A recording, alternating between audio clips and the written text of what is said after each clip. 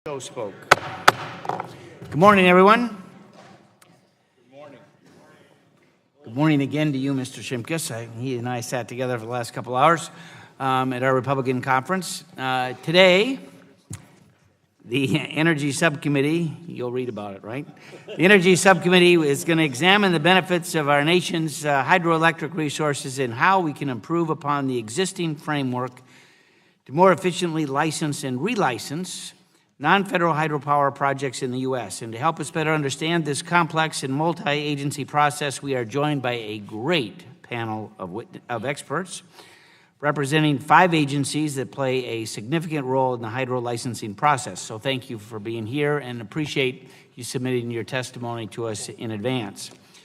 Although the nation's first hydraulic plant began generating electricity back in 1882 in Wisconsin, we have been served by a dependable fleet of hydropower dams, many of which have been in operation since the early 1900s. Nearly 8% of the country's electricity is now produced by renewable hydro, and that number has the potential to substantially grow in coming years as the demand for clean energy increases and as the advancements in hydro technologies still occur. And while the energy industry is in the midst of a debate regarding whether coal and nuclear resources should be compensated for their baseload characteristics, it is easy to overlook that hydro produces a significant amount of clean, zero-emissions baseload electricity. Hydro also contributes to the flexible and reliable operations of the electric grid by providing more than just energy and capacity. Hydro facilities provide many ancillary services. In fact, the old-fashioned pumped storage infrastructure, which has been contributing to the grid since the 20s, closely resembles today's newer energy storage and battery technologies. Setting aside the many benefits that affordable hydro provides to our economy and national security, the focus of today's hearing relates to how non-federal hydro projects are licensed and how that process can, in fact, be improved. As the lead agency for licensing, Ferc is authorized by the Federal Power Act to review proposals for the construction of hydro facilities, as well as to oversee the operations and safety of hydro facilities over their license term ranging from 30 to 50 years. However, the licensing of new hydro and the relicensing of existing facilities requires extensive consultation with a number of resources agencies at the federal, state, and local levels. Those agencies, including NOAA, Corps of Engineers, EPA, U.S. Fish and Wildlife, plays an important role in lending their expertise and evaluating a range of impacts that a hydro project may have on the natural environment. Their collective analysis assists Ferc in the preparation of an EIS, and the input of these cooperating agencies can influence the mandatory conditions that a hydro developer must agree to follow in order to receive a license approval from Ferc. Unfortunately, we've heard of a number of instances where resource agencies are failing to cooperate with Ferc by withholding necessary authorizations to allow the project to proceed. And while a typical relicensing action ought to take about 5 years, it is not uncommon for the project to stretch much longer. Just last month, Ferc Chairman McIntyre provided us with a long list of hydro projects that are waiting for other agencies to act before Ferc can even issue a decision. Too frequently, Ferc cannot take final action because other agencies, such as the National Marine Fisheries Service or Fish and Wildlife, etc., have not completed their consultation pursuant to the Endangered Species Act. In other instances, Ferc has been waiting years for a state agency to issue a water quality certification under Section 401 of the Clean Water Act. In one case, Ferc completed the NEPA review in 2004, but they're still waiting on approvals from a California state agency and Fish and Wildlife. Obviously, that's 14 years. We can't allow important infrastructure projects as hydro to fall victim to an endless bureaucratic process. It's not fair. I'm optimistic that these agencies will make progress towards improving their coordination and the timely processing of environmental reviews. Notably, the agencies appearing today, along with many others, signed an MOU a couple months ago to seek a cooperative relationship and expedite authorizations of major infrastructure projects such as hydro facilities. So we welcome your attendance today. I would ask unanimous consent to put a statement in the record from a colleague not on our committee, Mr. Poliquin, into the record without dissent. It will be part of the record, and I will yield 5 minutes to the ranking member of the subcommittee, Mr. Rush. I want to thank you, Mr. Chairman, for holding today's hearing on improving the hydropower licensing process. Although, Mr. Chairman, I must admit that this hearing would have been even more helpful if it had occurred before this subcommittee passed legislation making sweeping changes to the licensing process, such as H.R. 3043 last year. Mr. Chairman, as we have previously discussed on many occasions, hydropower is supported by members on both sides of the aisle. However, the process for how we license these projects is too important for us to get it wrong by making changes that could lead to negative, unintended consequences. After all, Mr. Chairman, we must remember that hydroelectric licenses can span between 30 to 50 years, and under existing law, a license holder can be granted automatic yearly extension in perpetuity without even having to reapply. Mr. Chairman, any potential changes to this process must include a balanced approach that protects the rights of federal resource agencies, states, and native tribes to impose conditions in accordance with modern environmental laws. As you may remember, Mr. Chairman, I offered such an approach in the form of an amendment in the nature of a substitute to H.R. 3043 on the floor of the House last December. While that amendment was defeated, I continue to urge the majority to work with our side to address this issue in a bipartisan manner in order to truly enact legislation that can pass both chambers of Congress and truly help improve the licensing process. Mr. Chairman, I remain very leery of supporting any approach that will make Ferc the lead agency over the licensing process and would require native tribes, the state, and federal resource agencies to pay deference to Ferc. This is especially true when it comes to matters where Ferc has absolutely no expertise or statutory authority, including on issues regarding agricultural water use, drinking water protection, fisheries management, and recreational river use. Additionally, Mr. Chairman, in past testimony before this subcommittee, we have heard repeatedly that a major cause for the licensing delays was due to the incomplete applications that do not include all the pertinent information necessary to issue a final decision. While none of the bills previously passed out of this subcommittee have done anything to address this issue, then the minority side, Mr. Chairman, has offered an approach that would address the critical concern. In the amendment that I offered during the floor debate on H.R. 3043, Ferc and the other federal resource agencies would be directed to convene a negotiated rulemaking with all stakeholders, including state and local government representatives, as well as native tribes. These stakeholders would then collaboratively develop a process to coordinate all necessary federal authorizations and to enable the Commission to make a final determination on a license not later than 3 years of receiving a completed license application.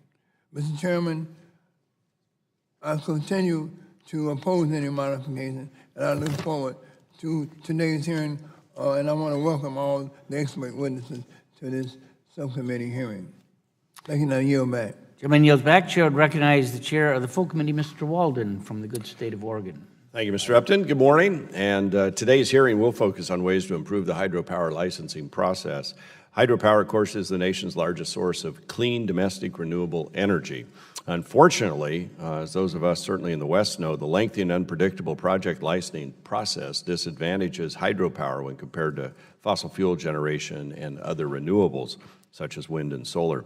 So this committee has defined and identified several ways to improve the permitting processes for hydropower licensing by modernizing the Federal Power Act. At the same time, the administration has taken promising steps with the executive orders to bring greater discipline and accountability in the environmental review and permitting processes. While these steps help, there's clearly more work that needs to be done. That's why we're here today.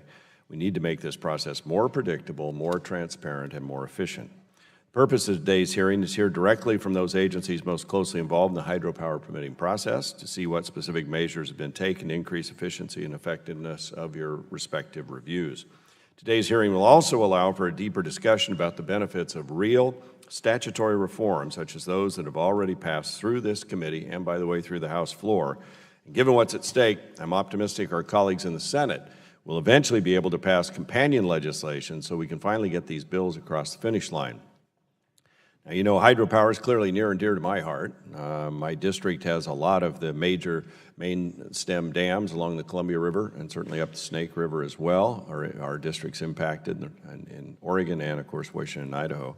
In fact, the hydropower, mainly from projects, the federal government's often able to supply up to 2/3 of our electricity generation, and I would argue it's also carbon-free. The challenges of utilizing our hydro resources do not end with permitting and licensing, however. Despite decades of thorough science, backed analysis by many of these agencies here with us today, litigation and biology from the bench negatively impacts river operations and our ratepayers. In fact, this year, the Army Corps and Bonneville Power Administration are spilling water instead of generating power at full capacity. This all comes at a cost, nearly $40 million in increased rates to Pacific Northwest electric ratepayers this year alone, according to the federal agencies that are involved. And it's not just the rates. BPA invested nearly $275 million last year in fish projects across the Northwest. This spill, supposedly in the name of fish, undercuts that revenue stream as well. Now, the House recently passed H.R. 3144. This was legislation led by Kathleen Morris Rogers, Kurt Schrader, and myself to provide certainty for operations of the hydro system and to protect ratepayers. So I'm hopeful our colleagues in the Senate will move this legislation forward as well to help tackle the challenges of operating the hydro system. There's no question that hydropower licensing is complex. There are lots of equities involved. It requires dozens of federal, state, and local agencies to coordinate and balance a wide range of issues and competing interests, such as electricity production, flood control, tribal issues, water navigation, and fish and wildlife issues. Recognizing this complexity, I look forward to hearing from our agency witnesses today, and again, we thank you for being here, so we can gather together some suggestions on ways to improve the process, the licensing process, not to diminish the environmental issues, not to diminish any of that, but just how do we streamline this? How do we make it more efficient? How do we get the answer sooner? So I thank you for being here, and Mr. Chairman, I yield back the balance of my time. Chair yields back. I yield now for an opening statement to the ranking member of the full committee, Mr. Pallone from New Jersey. 5 minutes. Thank you, Mr. Chairman. I'm glad that we're holding a hydropower hearing with the federal resource agencies. This is something we've been requesting ever since the committee began to consider changes to the hydropower licensing provisions of the Federal Power Act. And while we should have heard from these agencies before we move legislation that fundamentally alters the licensing regime, I do appreciate the chairman convening this hearing today. And I hope we'll follow this up with a hearing with states and tribal governments on this issue, since they are equal and critical stakeholders in this process who should not be ignored. Hydropower has provided reliable baseload electricity for a century. It's an important source of renewable energy, and we certainly want it to continue providing power safely and reliably. At the same time, we can't ignore the fact that hydropower has major impacts on water quality, water supply management, fish and wildlife populations, and other important physical and cultural resources. And we also must recognize that a lot of changes can occur over the period of 30 to 50-year hydro license. Just think of the dramatic changes that are possible in weather patterns, population, economic development, and competition for water resources. These issues must be analyzed and addressed during the licensing process, and this is particularly important for facilities that were last licensed before modern environmental laws. This process will understandably be more complex and contentious. We must also guarantee dam safety and structural integrity are reviewed carefully during the process. The damage to the Oroville Dam in California last year that led to the evacuation of more than 180,000 people is a wake-up call. These dams and hydropower facilities are critical infrastructure that require investment and physical maintenance to ensure they're structurally sound and able to handle new conditions created by shifting weather patterns due to climate change. And I realize that companies and public power entities want faster, more efficient decision-making on their license application. Dealing with multiple federal agencies, states, tribal governments, and other water users is complex and time-consuming. But the fuel these licenses are using, water, is a resource owned by all of us. It's essential for everyone's daily life, and since licenses are granted for 30 to 50 years, the process must take proper account of the needs of others who also require the use of that water. Ferc has the difficult task of coordinating all stakeholders in this process, and for the larger, older facilities, this is an especially difficult task. It's Ferc's responsibility to ensure that licensed applicants provide all the necessary info for the Commission and all other participating agencies so they can make their decisions. An application is not complete until all participating agencies have the information required to make a sound analysis and support their decisions under the applicable laws. And I continue to believe that Ferc could do more to support the information requests of other federal agencies, states, and tribes in these proceedings. Unfortunately, one of the largest sources of delay continues to be licenses failing to provide complete applications, making it nearly impossible for resource agencies, states, and tribal governments to complete their work on time. And because the law provides for unlimited automatic one-year license extensions, licensees failing to provide that info can game their process to their advantage without jeopardizing their license. So we need to put an end to this if we're serious about expediting the licensing process. So, Mr. Chairman, we can have clean water, thriving fisheries, healthy watersheds, good jobs, and affordable hydropower, but it requires cooperation, collaboration, and the inclusion of all stakeholders in the process. Returning to the days when power was the only consideration in issuing a license will not ensure that our water resources are managed to serve everyone's needs. I'd like to yield the remainder of my time now to Mr. McNerney. Well, I thank the ranking member, and I thank the chairman for holding this hearing. Hydropower is an important energy resource, but like all energy resources, it has environmental downsides. A significant benefit, though, of hydropower is that it produces no greenhouse gases. So the question is, do you believe that climate change is a problem or not? If you do, let's work together to minimize the downsides of hydropower. As Chairman Upton discussed, hydropower licensing and relicensing can take up to a decade of time and $50 million. Now that's excessive and will prevent hydropower projects from going forward. And that'll also prevent, it'll also help produce more greenhouse gases, which we want to avoid. So I ask my colleagues to work together on a bipartisan basis to make progress on hydropower licensing and relicensing, and let's not have the majority forcing through a program that will get bogged down in partisan fighting. Thank you, Mr. Chairman. I yield back. Thank you, and I yield back, Mr. Chairman.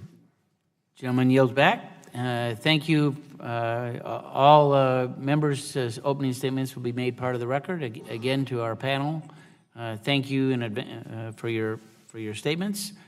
We are going to give you now each 5 minutes to summarize your statement, at which point we'll ask questions from both sides. Mr. Turpin, Deputy Director, Office of Energy Projects from Ferc, welcome.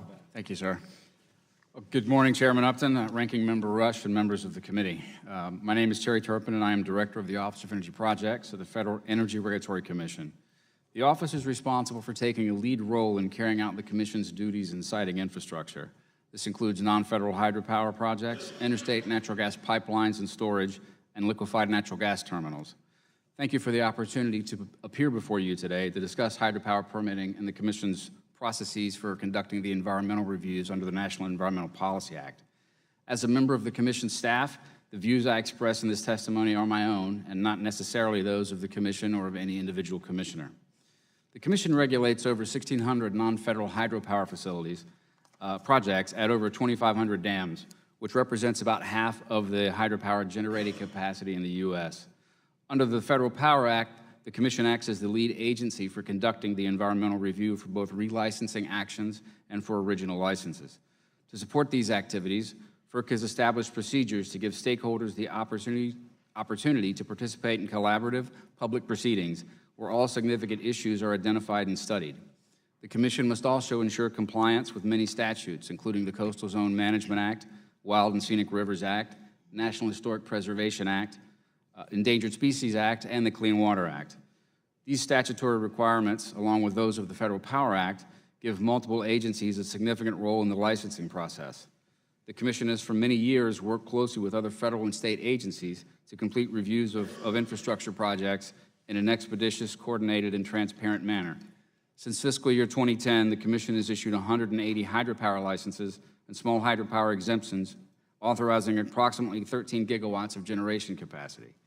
Earlier this year, Chairman McIntyre entered into the One Federal Decision Memorandum of Understanding with several agencies.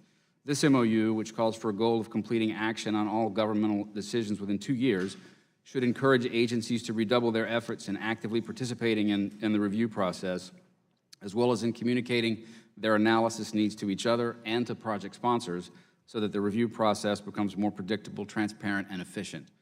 This concludes my remarks, and I'd be happy to answer any questions you'd have. Well, I think you set the record for most time yielded back in my tenure, not only as full committee chair, but certainly as subcommittee chair as well. So, Mr. Oliver, Assistant Administrator for Fisheries at NOAA, welcome to you. You don't have to beat the record, by the way, but welcome. Thank you, Chairman Upton and Ranking Member Rush, for the opportunity to testify. NOAA has authorities under the Federal Power Act and the Endangered Species Act to protect and restore migratory fish and their habitats for new or relicensed Ferc hydropower facilities. With more than 1,000 hydropower dams licensed by Ferc, we are busy keeping up with the demand to upgrade the nation's hydropower infrastructure to meet today's environmental standards. Many migratory fish, such as Pacific and Atlantic salmon, need access to both ocean and freshwater habitat to complete their life cycles. When dams block their upstream and downstream passage, migratory fish cannot reproduce and maintain or grow their populations. On the West Coast alone, 28 salmonid species are listed under the ESA, many of which interact with hydropower operations, and we have relicensed many Ferc projects that have allowed for fish passage or other mitigation measures. The preferred approach for streamlining ESA consultation is to front-load the ESA process into Ferc's licensing steps. Use of the pre-filing process improves the quality of hydropower applications filed with the Commission, accelerates the environmental review process, assists participants in assessing the resource impacts of the applicant's proposal, and evaluating reasonable alternatives pursuant to the NEPA requirements. It also allows participants to reach a negotiated settlement on all issues raised by a hydropower license application. As one example, on the Clackamas River project, 33 parties signed the negotiated settlement agreement resulting in the 2010 license renewal. We have had discussions with other agencies about how to better integrate these ESA consultations into the Ferc licensing process. We are specifically working with Fish and Wildlife Service on our ESA implementing regulations to clarify and streamline Section 7 and Section 4 implementation. In general, we process ESA actions through 3 types of consultations: informal, formal, and programmatic. NOAA Fisheries is committed to improving the processing time for informal consultations by 25% on average nationwide. In 2017, consultations took an average of 53 days, informal, 53 days from request to completion of the letter of concurrence. In the previous 4-year period, these took an average of 122 days, which is an overall improvement of more than 50%. In addition, we are also focusing on increasing the use of programmatic consultations and increasing tracking and workforce management to improve timelines. We're also exploring improvements to our formal consultation process, which we intend to implement over the coming year. Building on our commitment to streamlining this process, we are also committed to implementing the provisions of EO 13807, the One Federal Decision Memorandum of Understanding. We are currently in the process of developing an implementation plan that details specific actions we are planning to take to ensure the success of that policy. These include a centralized process for monitoring our authorizations and consultations, internal process improvements to reduce timelines, and particularly enhanced coordination with LEED and other cooperating agencies. We have a strong interest in avoiding unnecessary delays in the Ferc licensing process. To cite a recent example of exercising flexibility in that licensing process pursuant to major projects on the Tuolumne River in California, in January of this year, we chose not to require fish passage in that license renewal process. Rather, we reserved our mandatory fish passage conditioning authority under the FPA for the LaGrange and Don Pedro projects until December of 2025. This reservation authority aligns with the timeframes and conditions in the San Joaquin River Restoration Settlement Act and facilitates coordination of potential future fish passage actions for both Central Valley Steelhead and Central Valley Spring Run Chinook. When FERC issues a new license, they will decide whether to include NOAA's fish passage planning recommendations. We believe this is an example of carefully weighing the significant costs of fish passage against potential benefits while considering alternative mitigation measures through the settlement negotiation process. In addition, we recently conducted a fish passage program review where a diverse external panel considered the effectiveness of our fish passage activities over the past 10 years, including those under our hydropower program. We look forward to receiving the recommendations provided by that panel on potential ways to improve our program effectiveness, and we expect to get that report in the next couple of weeks. We remain committed to increasing our efficiency and effectiveness in this permitting process, and I thank you for the opportunity again to testify and hope to be able to answer any questions that you have. Thank you very much. Mr. Sheehan, Principal Deputy Director of U.S. Fish and Wildlife, welcome. Thank you, Chairman Upton and Ranking Member Rush and members of the subcommittee for an opportunity to testify today. My name is Greg Sheehan, Principal Deputy Director of the U.S. Fish and Wildlife Service. I do, again, want to thank you for an opportunity to testify on the important role of hydropower licensing process. The administration's goal is to streamline regulatory processes to facilitate the development of our infrastructure for energy, transportation, and other uses. We also recognize our trust responsibilities to ensure the appropriate conservation objectives of our nation's fish and wildlife resources as part of review processes established under federal statutes. Conserving those resources is important to current and future generations of Americans for their recreational, economic, and cultural values. The Fish and Wildlife Service's mission is working with others to conserve, protect, and enhance fish, wildlife, and plants and their habitats for the continuing benefit of the American people. In the licensing of hydroelectric dams, the working together part of our mission includes close and timely coordination with federal, state, and tribal partners, as well as engagement with project applicants and open communications with the public. We recognize the role and importance of the Federal Energy Regulatory Commission as they regulate and license non-federal hydroelectric projects. FERC authorizes initial construction, issues licenses for operation, and renews licenses every 30 to 50 years. FERC's licensing decisions are guided by the Federal Power Act. The law directs FERC to, quote, give equal consideration to the purposes of energy conservation, the protection, mitigation of damage to, and enhancement of fish and wildlife, including related spawning grounds and habitat, the protection of recreational opportunities, and the preservation of other aspects of environmental quality, end quote. The Federal Power Act also provides the avenue through which the Fish and Wildlife Services makes recommendations, and in some cases prescribes conditions to conserve fish and wildlife species and mitigate the impact of hydroelectric projects to those species. Hydroelectric dams span rivers and restrict natural flows. As a result, dams impede fish passage. This includes preventing migratory fish from reaching spawning grounds. Dams also change water temperature and water levels, which can adversely affect fish. The Fish and Wildlife Service role in the hydropower project licensing process is to recommend or prescribe solutions to restore the impact of those effects while still recognizing the objectives of our nation's goals of our nation's clean, renewable energy resources. When we are successful, our recommendations can contribute to species and habitat conservation, as well as to energy development and energy production objectives. Although the review process provides important benefits, it can be complex and lengthy, and there are situations where licenses are delayed as a result.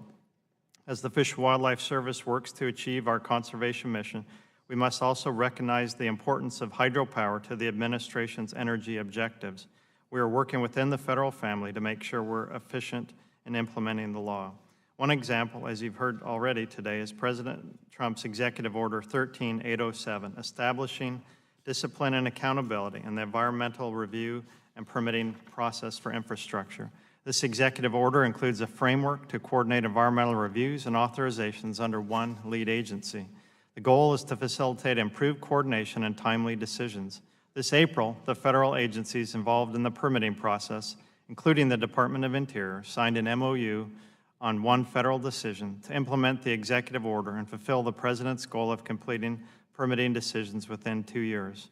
Within the Department of Interior, we also have been given secretarial direction to streamline timelines and document length for other types of reviews under NEPA.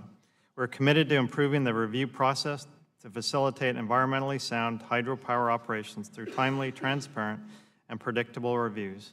In the review and permitting of complex hydropower projects, delays may occur, but we recognize that there are steps that the government could take to be more efficient and provide more certainty for the relicensing of hydropower projects. We appreciate the subcommittee's interest in further improving the process. Thank you for the opportunity to discuss the services work in the hydropower licensing process. I'd be happy to address any questions that you may have. Thank you. Mr. Fisher, Principal Deputy Assistant Secretary of the Army, Corps of Engineers. Thank you. Welcome to. Thank you, Mr. Chairman, Ranking Member Rush, distinguished members of the subcommittee. Thank you for the opportunity to testify before you today to discuss the U.S. Army Corps of Engineers hydropower program. Like the chairman said, my name is Ryan Fisher. I'm the Principal Deputy Assistant Secretary of the Army for Civil Works. The Army Corps is the nation's largest producer of hydropower. In total, the Corps owns 715 dams and has constructed hydropower projects at 75 of those. That generate 353 generating units and a total capacity of over 21,000 megawatts. In addition, non-federal interests have constructed hydropower projects at 68 other Corps-owned dams. These projects contain 199 generating units and produce a total capacity of 2,500 megawatts. In 2014, the Department of Energy released its non-powered dam resource assessment, which listed the top 100 dams that were most likely to have the potential for commercial hydropower. Of those 100 dams, 81 are owned by the Corps of Engineers. In fiscal years 2016 and 17, the Corps supported the development of non-federal hydropower at 36 of its dams. In addition to these active projects, there are approximately another 60 planned hydropower projects. In 2016, the Corps and Ferc renewed their MOU on non-federal hydropower project development.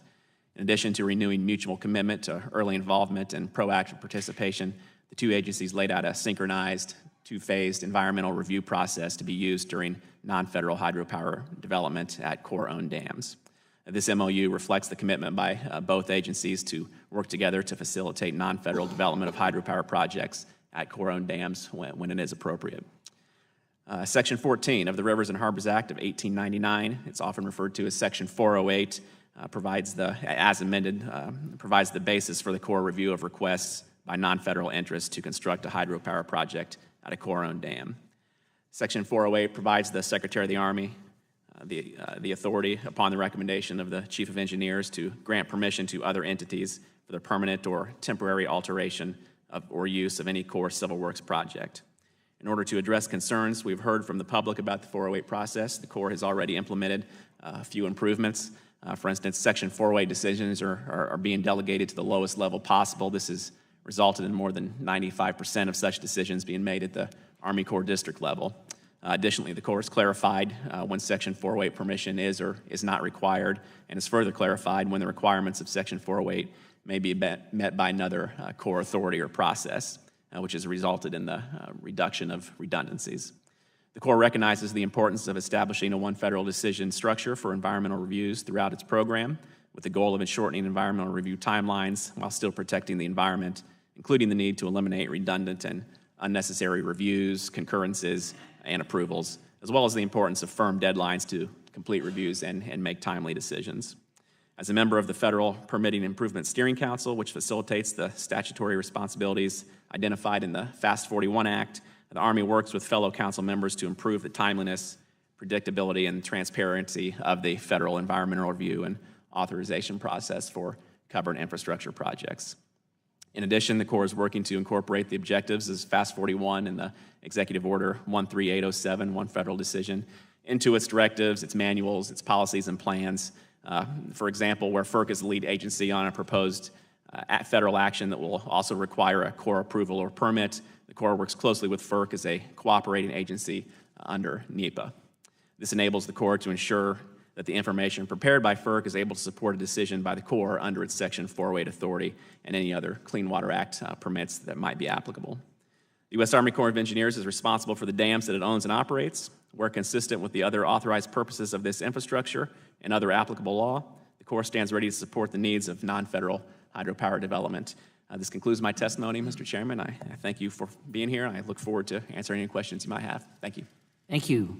Mr. Gooden, Assistant Director for the Office of Wetlands at EPA, welcome to you. Good morning, Chairman Upton, Ranking Member Rush, and members of the subcommittee.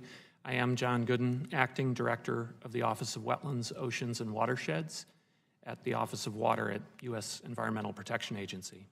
Thank you for the opportunity to be here before you today to discuss Clean Water Act State Certification Authority as it relates to federal permits and licenses. Section 401 of the Clean Water Act provides states with an opportunity to evaluate and address aquatic resource impacts of federally issued licenses and permits, including Federal Energy Regulatory Commission licenses for non-federal hydroelectric dams. It is a direct grant of authority from Congress to the states. The statute does not provide EPA with the authority to review, approve, or deny state certification programs or individual state certification decisions. Under the statute, a state determines whether any discharge that may result from a federally licensed or permitted activity will comply with certain specified sections of the Act, including approved state water quality standards, effluent limitations, and monitoring requirements, as well as any other appropriate requirements of state law. A federal agency cannot issue a license or permit for an activity that may result in a discharge to waters until the state where the discharge would originate has granted or waived water quality certification. Congress sought to ensure that state certification did not unduly delay the issuance of federal licenses or permits by providing that states complete their certification analysis and decision within a reasonable period of time, which shall not exceed 1 year. Tribes with treatment as state status also may exercise certification authority. A state or tribe may grant, deny, condition, or waive their certification of a federal license or permit based in part on whether a discharge from the proposed project will comply with their water quality standards. Conditions imposed on a licensed or permitted activity assure compliance with any other appropriate provision of state law and must relate to water quality in one manner or another. Such conditions must become a term of the permit or license should it be issued. EPA has two primary roles with respect to water quality certification. First, the agency acts as the certifying agency where the proposed discharge would originate in a jurisdiction without such authority. Most typically, that is on tribal lands lacking treatment as state status. Second, where EPA has determined that the proposed discharge may affect neighboring jurisdictions, the statute requires EPA to notify those other jurisdictions, as well as the licensing or permitting agency and the applicant, and provide an opportunity to comment on or object to the license or permit. Administrative regulations, which predate the establishment of EPA, describe these procedures. The President's infrastructure initiative seeks to increase the efficiency and effectiveness of environmental reviews for new roads, dams, pipelines, and other critical infrastructure. EPA strongly supports the initiative's emphasis on the use of advanced coordination and thinks that such coordination can play an important role in ensuring states and tribes complete their water quality certification process on a time frame consistent with other planning and review activities. We support the President's recommendations regarding clarification of those provisions in statute. Moreover, the agency has identified a potential clarifying action in its most recent regulatory agenda and may consider updates to its 2010 handbook to assist states and tribes in making informed and timely decisions. In conclusion, I would like to thank you, Chairman Upton, Ranking Member Rush, and members of the subcommittee for the opportunity to testify before you today. EPA looks forward to continuing our work with the subcommittee to foster protection of America's waterways and the public's health and well-being. I will be happy to answer questions that you may have. Well, thank you all. Thank you all for being here and again presenting your testimony in advance. As we know, hydropower is a pretty big bipartisan, has a lot of bipartisan support, not only in the House, but certainly in the Senate. And you know, we've seen in this committee, we've passed a number of hydro bills with strong bipartisan support, often by voice vote, not only in committee, but on the House floor as well, waiting for the Senate, where they are a little bit stuck, but hopefully moving soon. One of the principles that we move through the committee here is that the lead agency, since we have all 5 of you here, really ought to be Ferc to manage where things are. And I would just welcome a comment from you as to whether you agree that Ferc ought to be the lead agency. And Mr. Turpin, we don't need to hear from you.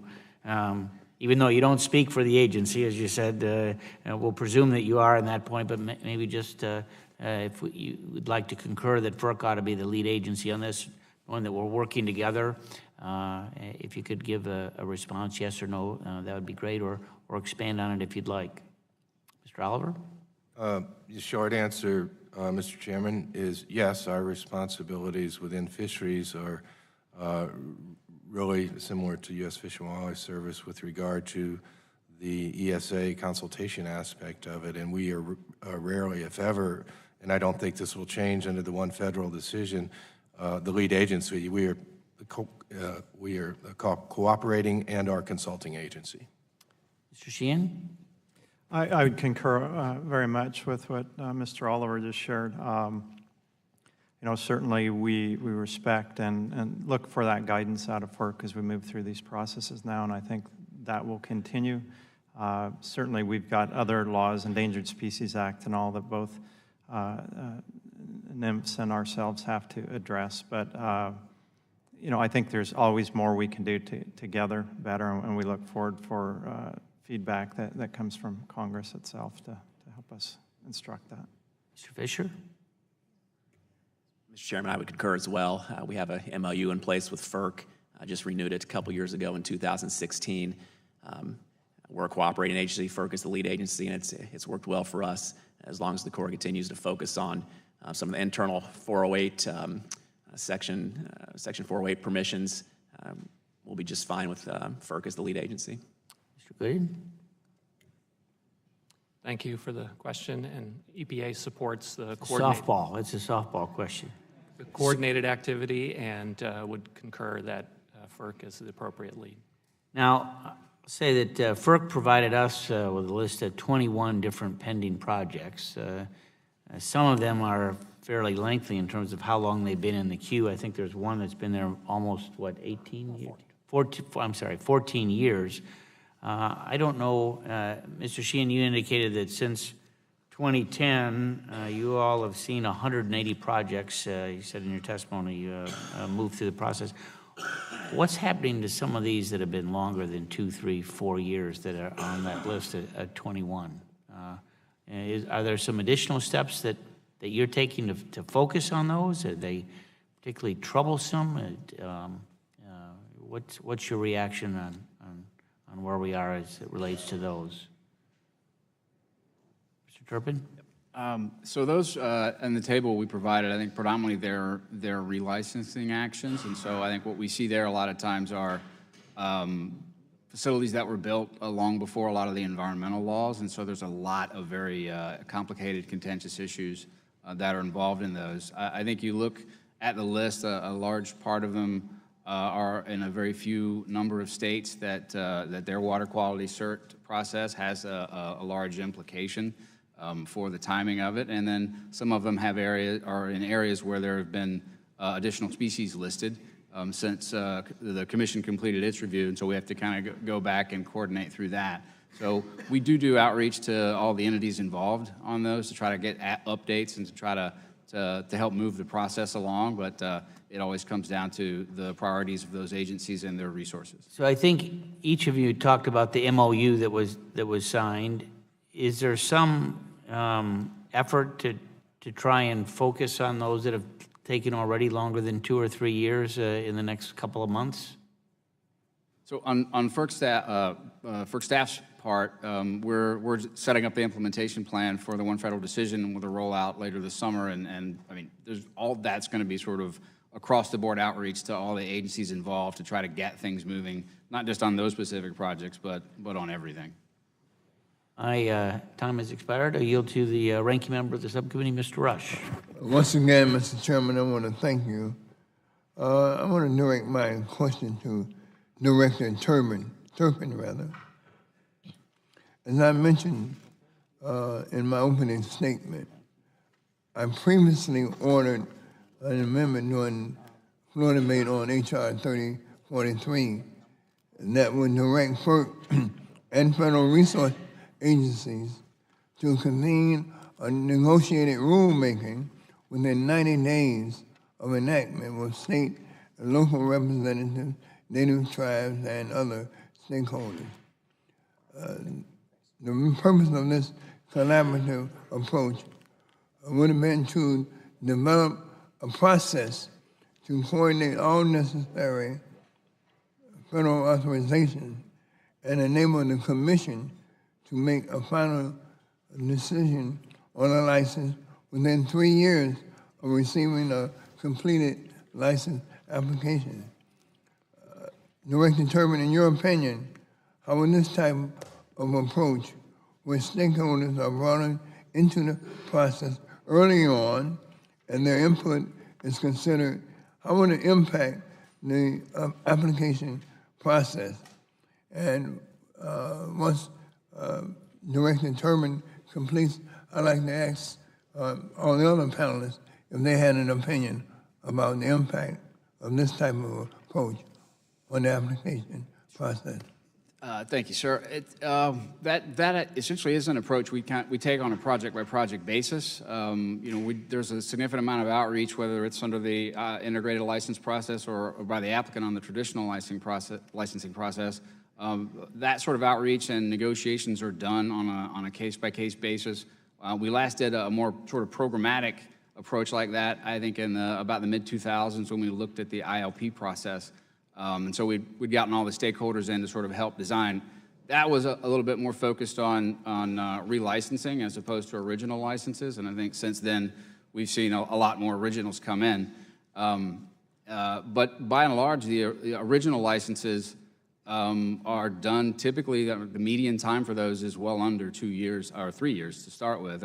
I think it's somewhere around 29 months on median. So collaboration with all the parties is necessary. It's valuable in every aspect of the process. And because of all the differing authorities and responsibilities, it can't work without everybody coming to the table. Anybody else want to respond?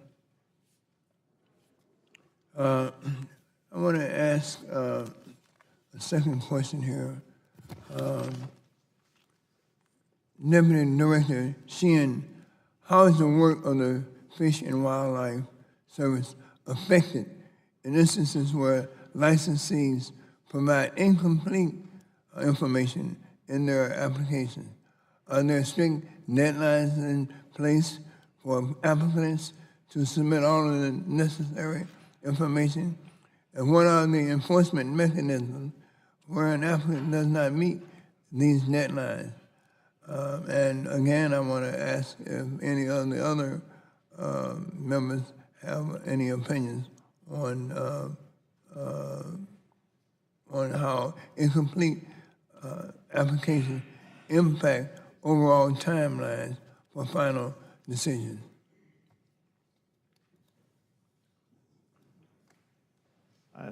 Thank you, Ranking Member.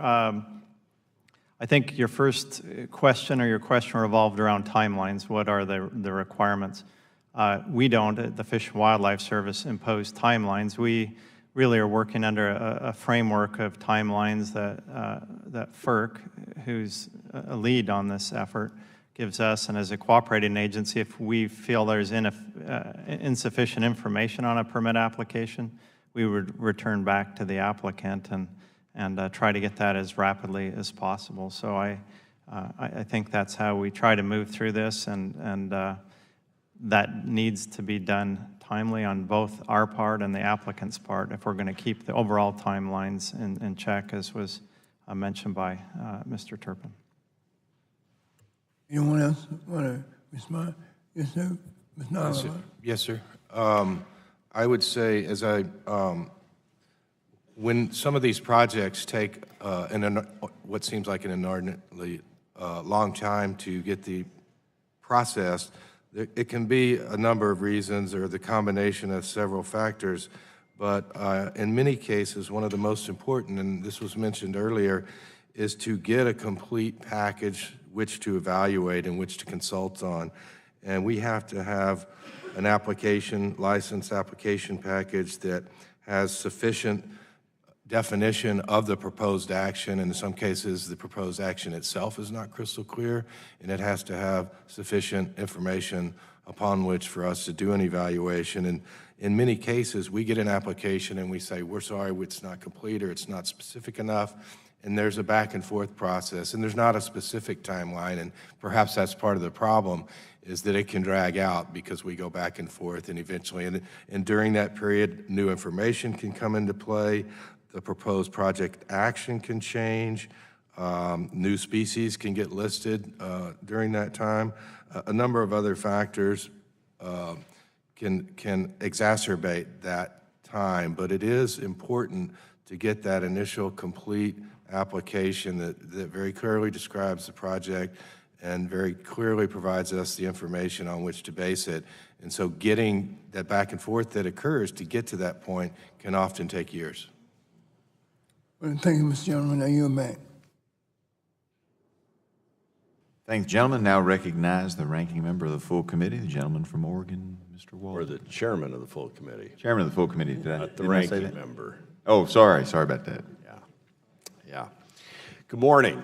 Thank you for being here today to talk about hydro. I've got a couple of Oregon-specific issues, and I think we flagged them for you on these as we raise them. Obviously, we're doing a lot on hydro, but NOAA and NMFS have a lot of other authorities in my district and across the West. On Friday, Mr. Oliver, your agency finalized a year-overdue grazing biological opinion for the Malheur National Forest allotments on the Malheur National Forest, and I've repeatedly heard concerns about the process and concerns about the science used. As an example, I understand from your regional staff that there's no science behind using the three trampled reds as a threshold for take forest-wide. Just that it is an easy way for the agencies to monitor. But there's no science behind this. As you know, ranchers and others had barely a week to review and comment on the 300-plus page document, but they did their best. Can you explain how their concerns are being addressed in the final biological opinion? I'll try to address that, sir. First of all, we wanted to be sure that we got the biological opinion finalized by June the 1st and in time for the traditional turnout for grazing. My understanding, my understanding is that there are a couple of different ways. While there may be some question about the three trampled reds threshold for reinitiation, that was different or altered from the original one red per year that was at one point proposed. So that was one way in which we hope to address some of the concerns or alleviate some of the concerns. There was a lot of contention over the Stubble Height issue, and I'm not an expert on Stubble Height, but we did. You may have to become one. I'm quickly becoming an expert on many of these issues, sir. Yep. And but the Stubble Height issue was presented to us by the U.S. Forest Service, excuse me. Support for a standard less than 6 inches is there's no support for a standard less than 6 inches where you have habitat that is presently degraded and where you have ESA listed fish present. Now that may be different in areas where, such as the Blue Mountain Forest Plan, where it may allow a lesser number in certain conditions, but that's only where stream conditions are good. And so that was one of the issues that I know was raised, but what we did change is that the Stubble Height requirement would be considered in the context only in individual pastures, and therefore reinitiation would only occur for violations in successive years on the same pasture, and such that we would only reinitiate consultation on the subject pasture as opposed to the whole forest. So those were a few ways in which we addressed those concerns, and we certainly, the other issue was to delay turnout until July 1st in response to 2 incidences of noncompliance, but we didn't want to delay that till July 1st, which is one of the reasons we got that finalized this Friday, or on June 1st. Thank you for that. What I would like is the science behind this determination about the reds. I mean, meanwhile, we have, predators in the river devouring all kinds of fish. You've got one cow steps in one red, and all of a sudden you may be okay, but 2 may be a reconsultation, 3 may be disaster. I mean, there's a lot of frustration out there, as you know. The issue of Stubble Height, I've been through a number of briefings out in my district, and parts of the planning process, there were requirements initially for Stubble Heights that frankly probably couldn't be achieved if nobody was within 100 miles, because the grass just never grows that high. And I just, when these communities are pretty upset, and when it comes to taking all the hits, applying it all to grazing, when it comes to trying to do a balanced effort to restore salmon and steelhead fishery, and they really want a little more face-to-face time with nymphs, and we don't feel like we get it in Eastern Oregon. And so I appreciate the conversations and participation around the Blue Mountain Forest Plan, but we've got a few other things at some point, and I know you're here to talk about hydro today, but we'll need to get together and discuss, because this is a life and death matter for the ranchers out there. And a lot goes on out in the ocean. We're told it's just a black box, can't do anything about. And then we watch the fish get devoured by the sea lions coming up the river, and then the only thing you can do is shut down cattle operations and blame it all on them. And we're not going to put up with that. And so we'll talk more, but my time has expired. With that, I yield back. I thank the chairman of the full committee and respectfully request great forgiveness for prior... Did you want to revise and extend your opening remarks? I did, yes, sir. Absolutely.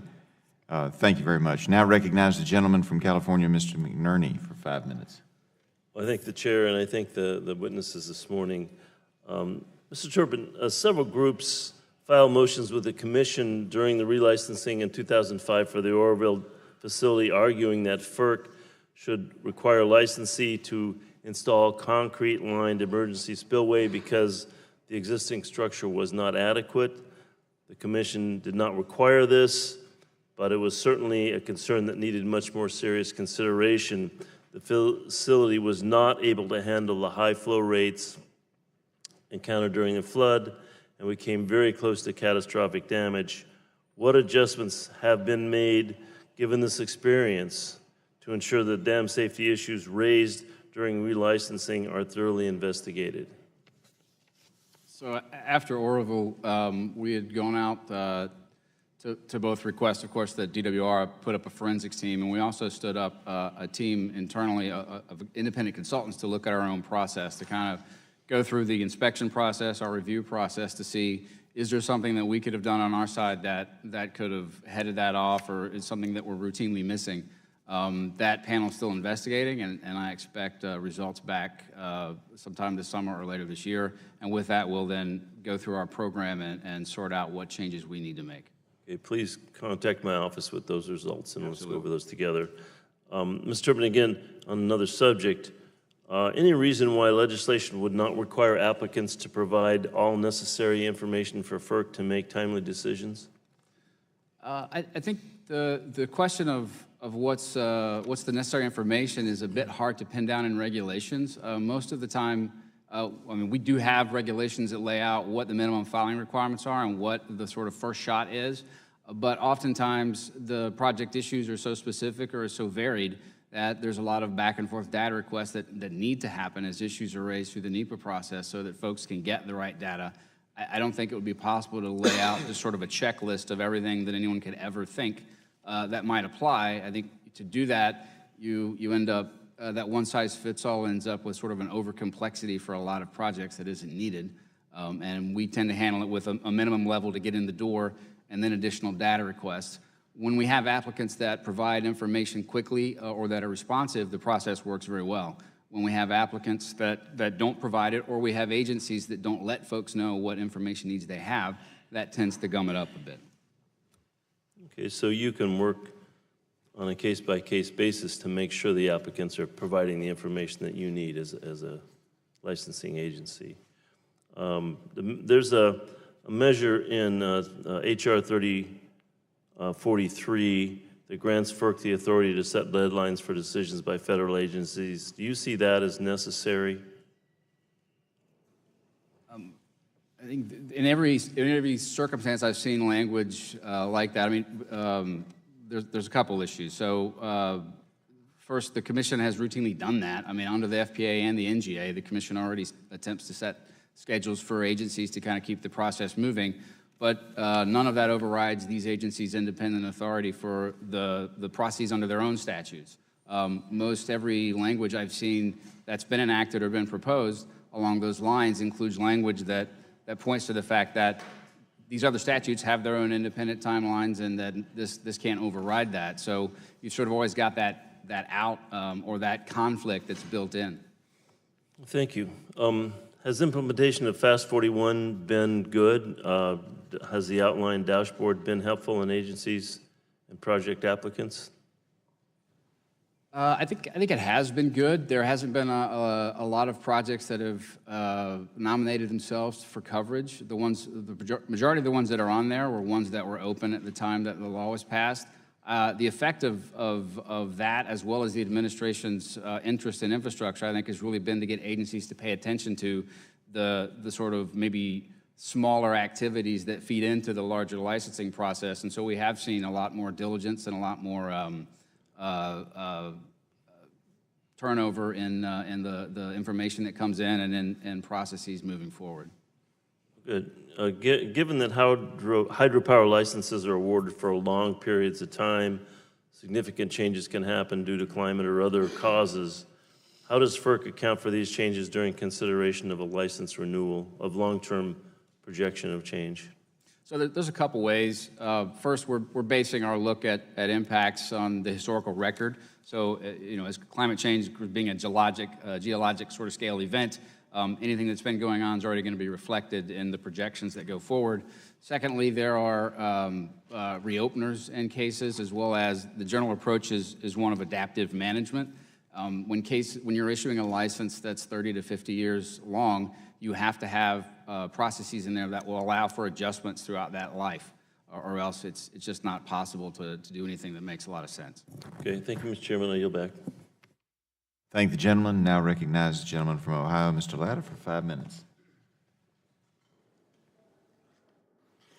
Thank you, Mr. Chairman, and thanks very much to our panel of witnesses here today. Appreciate the testimony you're giving today. Mr. Ryan, Mr. Fisher, if I could start with a question to you. A common complaint that I hear from private industry is that environmental regulations are often redundant and needlessly costly. States require environmental reviews before issuing Section 401 water quality certification for hydropower developments. FERC requires a comprehensive environmental review of proposed hydropower developments before it will issue a license for them. If one of those projects is to be built on a Corps-owned project, the developers often must repeat the environmental review, adding time and cost to the development process with no gain to the environment or the public interest. In reading your testimony, you referenced the need to eliminate redundant and necessary reviews, concurrencies, and approvals. And so the question is, what is and how is the Corps going to accomplish this goal for FERC licensed hydropower projects? Yeah, thank you, sir. So you're obviously aware of how this works. If an applicant approaches the Army Corps as a FERC license to be on a Corps project, our role in this is how it's going to modify that project, and we have to give permission for the applicant to modify the structure itself or the operation of it to allow for hydropower while not impacting the other missions, be it flood control or commercial navigation. The Corps is doing some things. They've delegated some of those decisions down to the district level, so there's not multiple levels of review, so we can hopefully make those decisions quicker. We're trying to eliminate duplication within a division of a Corps, it's a planning branch or the real estate division, to make sure that both of those parts of a Corps district are not taking separate chops at an application, so that we're streamlining that process as well. And we also want to do more public-facing communication, I think, with the applicant themselves. The Corps obviously tracks these 408 requests, and we want to make sure that the applicants are aware of where their application is in the process at any given time. So hopefully those will reduce redundancies and move things quicker from the Corps perspective. Let me just follow up real quick just on those 4 points that you brought up there. When did you start that process of delegating down to the district level and also eliminating the duplication within the branches and the public safety and also apprising the applicants out there? How long have you started doing that? It's relatively new. I think when the new administration came in, Corps leadership recognized the focus on infrastructure, and even before the one federal decision MOU was signed by the relevant agencies. Some of the civil works leadership of the Army Corps started delegating decisions down to the district level and trying to streamline those processes so that applicants might have a smoother process. Let me ask you another question, if I may. You also state in your testimony that the Corps stands ready to support the needs of non-federal hydropower developments. You point to the Corps implementing improvements to the Section 408 review process for private entities to develop hydropower and other alterations to Corps projects. Would you go into more detail about these improvements and the status of their implementation?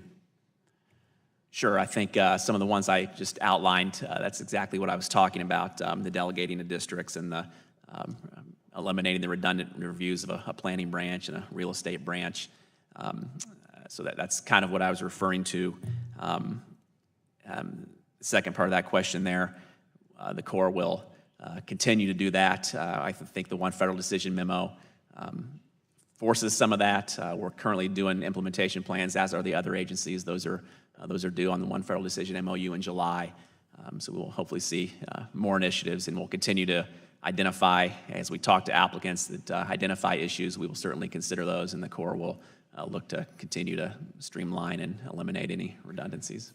Just out of curiosity, when you're delegating back to the district level and a lot of different projects, I know I've not maybe on the hydro side, but I've been involved with the Corps. By getting it down to the district level, how much time do you think you're going to save in projects? So, sir, I actually, before this appointment, I worked at a district level of a Corps office, and you're talking about district, division, headquarters office, then a potential CHOP even at the Assistant Secretary of the Army's office where I am now. So you're looking to take out 2 to 3 levels. So it could be weeks or months that we would be shortening the time. It's project specific, obviously, but it would certainly be shortened. Okay. Well, thank you very much, and Mr. Chairman, my time has expired. Thank the gentleman. Appreciate him yielding back, and now recognize the gentleman from Pennsylvania, Mr. Doyle, for 5 minutes. Thank you, Mr. Chairman, and thank you to our witnesses today. Pittsburgh's home to three rivers, the Allegheny, the Monongahela, and the Ohio, and utilizing these water resources is incredibly important, and hydropower plays a critical role in our renewable energy portfolio. In Pennsylvania, there are many existing dams, though, that do not have hydropower, and this existing infrastructure presents a significant opportunity to develop and increase our hydropower capacity. Mr. Fisher, how is the U.S. Army Corps of Engineers working to prioritize the establishment of hydropower on existing dams? And what are some of the challenges in this process that the Corps has identified and is addressing? Sir, I don't have the numbers in front of me. I actually spent time in, actually I was just in Pittsburgh for the past couple of days, to be honest with you, and I know that there's, what I think, 11 reservoirs that, Corps-owned reservoirs that feed down in Allegheny County, as well as the 20-some locks and dams that feed the system as well. Some of those do have hydropower, and others have pending licenses or are in the process of looking at that. The Corps simply wants to continue working with those applicants on the permit process, work with Ferc. Ferc is the lead agency. We want to, if somebody proposes to modify a Corps project, our main objective there is to make sure that those modifications are not impacting the flood control, flood risk management operations that affect downtown Pittsburgh there at the point.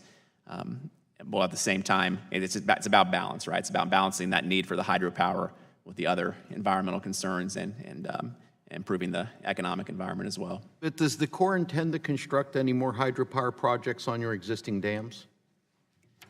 We're certainly, the Corps of Engineers itself, there are projects federally, yes, but I think you're mostly referring to non-federal. So we intend to, as applicants approach us with whether it's private investment, any sort of non-federal investment in hydropower at a Corps facility, yes, we will certainly want to pursue that with them. So when a non-powered dam is developed for hydropower, how does the Corps of Engineers work with Ferc on the licensing, and are there opportunities for your agencies to coordinate earlier in that process to increase coordination?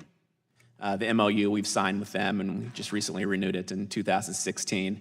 It's about early coordination, most definitely. Kind of the two-phase approach there of the Ferc license as well as the Corps 408 review. And certainly a question was asked earlier about insufficient information on an application, so I would certainly also encourage the applicants to reach out early to your Corps district and make sure you're providing the proper information to us as well. Let me ask Mr. Fisher, you and Mr. Turpin, given the potential in adding hydropower to existing dams, do you see any potential to expanding utilization of pump storage capacity as well? For example, in my region, we have substantial existing locks and dams infrastructure. What potential do you see for expanded pump storage capacity?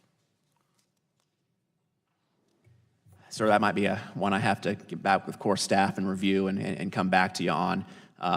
As you mentioned, in your area, I think the Allegheny River has 8 locks and dams going up, and then the Mon does as well as all the ones going in the Ohio River. So there's certainly a lot of Corps infrastructure there. The capacity might be available. I'm going to have to come back to you after I speak with Corps headquarters staff to get you a more firm answer.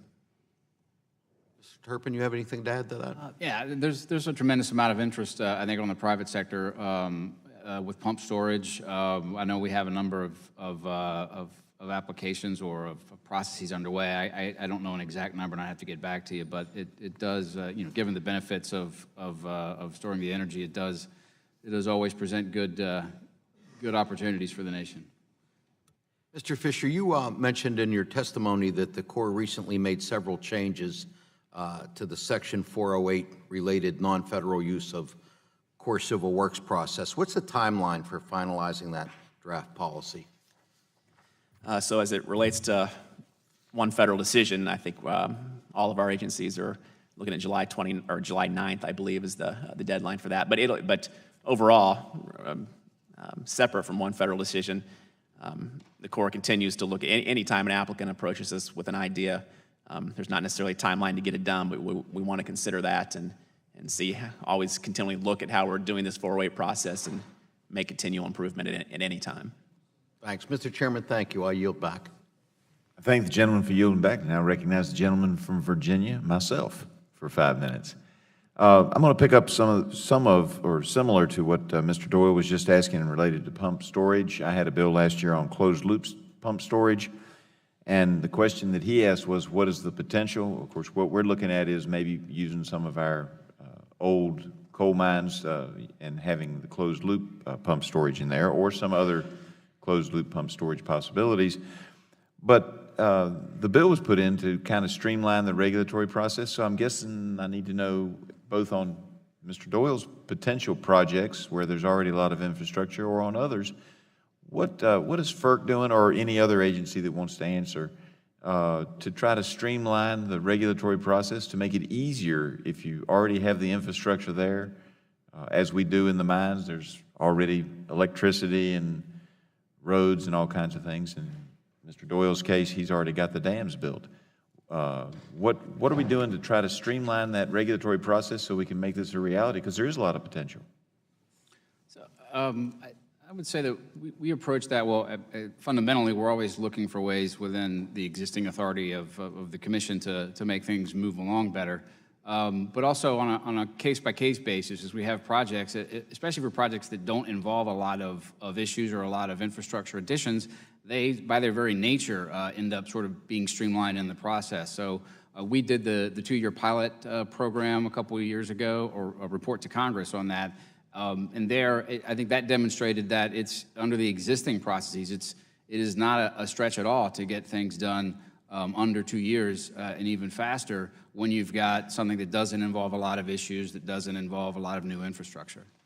Well, and I would say, and I think I speak for Mr. Doyle as well, that if there's something that you think that we need to do in Congress, some additional authority or some tweaking of some regulation, we're not going to do anything crazy, but don't hesitate to let us know if there's something we can do to be of assistance on that as well. I appreciate that. Does anybody else want to comment on that topic? All right, sticking with you, Mr. Turpin, I also have a little bill in called the Shore Act. Picked it up from Robert Hurt. It's an issue in our area where FERC has come in and said to the power dams, electric power companies, you have to do this, that, and the other along property lines, and we have all kinds of issues that we've brought up with you all. Just wondering, what can we do to assure that people who own the land adjacent to lakes can use that property as they see fit? And of course, it's one of the reasons people like to have those projects is oftentimes is a big economic development tool for a region when you suddenly have a recreational facility available. So what can we do to help there?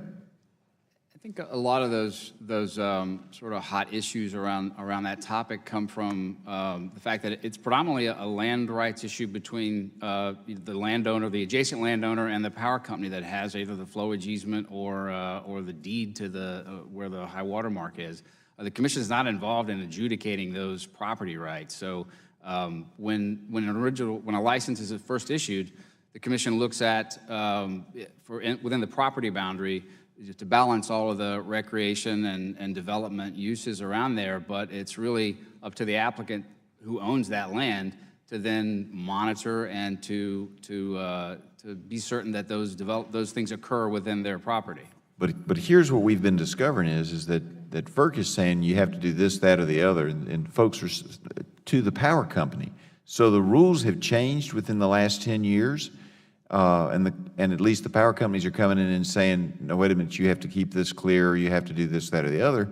And what is interesting is, de facto, you are actually, maybe not intentionally, making some property rights decisions, because I happen to know of one lake in the region where when the power company decades ago acquired the land titles, they must have had 3 different people working on it, so there's 3 different sets. Some places they got the fee simple, some places they just got an easement to flow onto the water, and that changes what can be done. So if they own it outright, gotcha, they've got the whole thing. But if there's only an easement, I would submit that in that situation, a person can build out onto their own property. It just happens to be in the water, which works perfectly fine if you want a boat dock. but they're being told in some places, wait a minute, we don't want a boat dock there, and it's creating some conflicts. So I'll just make you aware of that.